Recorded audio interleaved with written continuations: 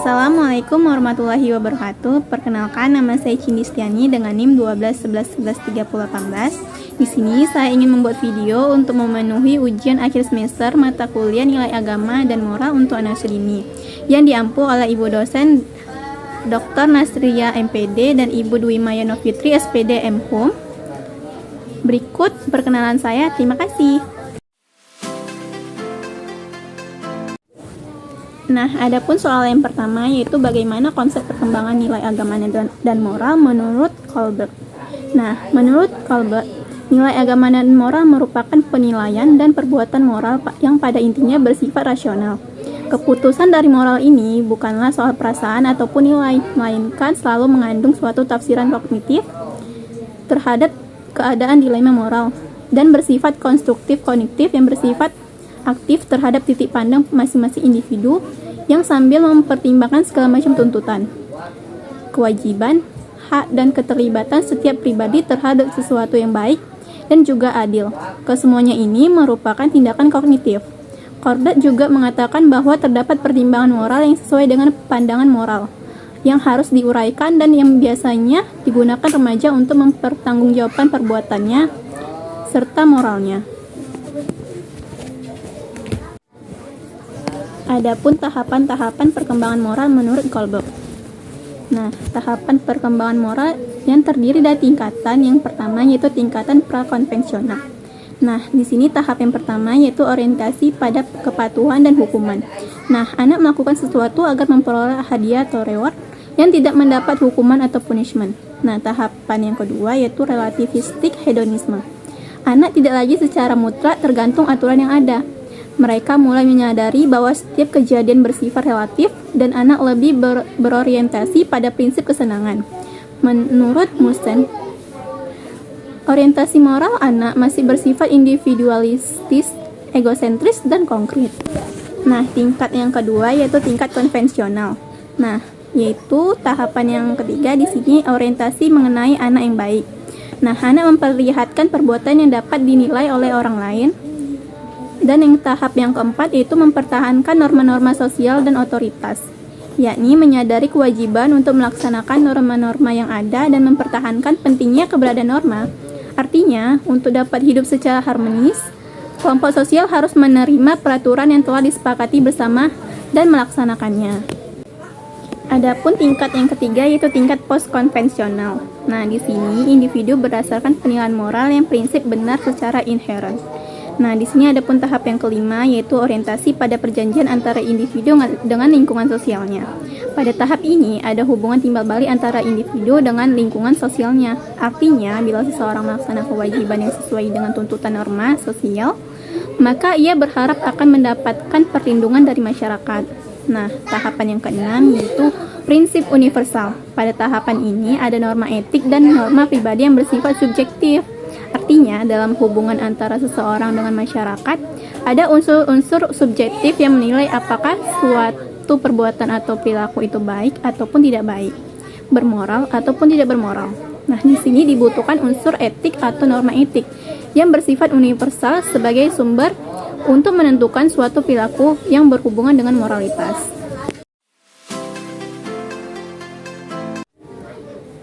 Nah, selanjutnya ada soal yang kedua yaitu bagaimana sih peran orang tua, sekolah, dan masyarakat terhadap perkembangan nilai agama dan moral untuk anak usia dini. Nah, yang pertama yaitu peran orang tua, yaitu orang tua merupakan tempat pertama terbentuknya moral anak. Kasih sayang yang diberikan orang tua terhadap anak membangun sistem interaksi yang bermoral antara anak dengan orang lain.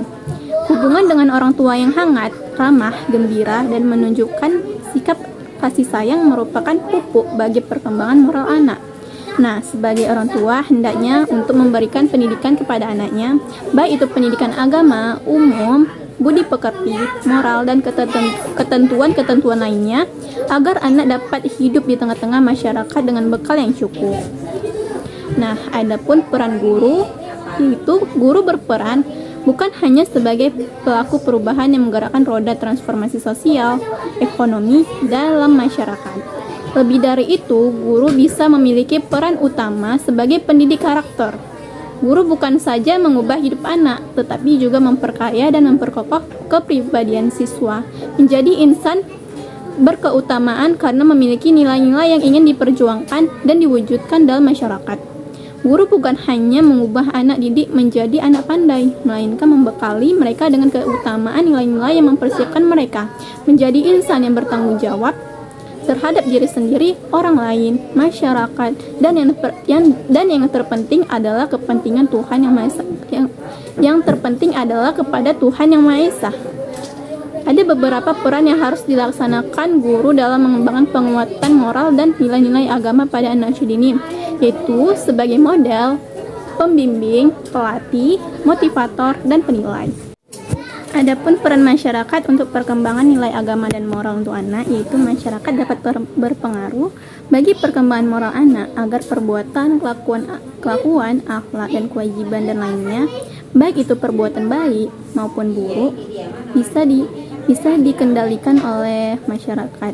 Bukan hanya peran masyarakat saja yang berpengaruh bagi perkembangan moral anak, akan tetapi peran orang tua, keluarga sangatlah penting dan berpengaruh bagi perkembangan moral anak. Maka setiap tingkah laku anak dan pemikiran anak itu merupakan hasil ajaran ataupun didasari oleh orang lain ataupun orang terdekatnya.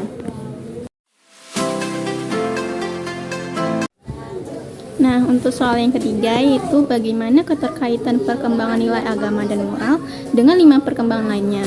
Nah, jawabannya itu perkembangan nilai agama dan moral saling berkaitan dengan 5 perkembangan lainnya.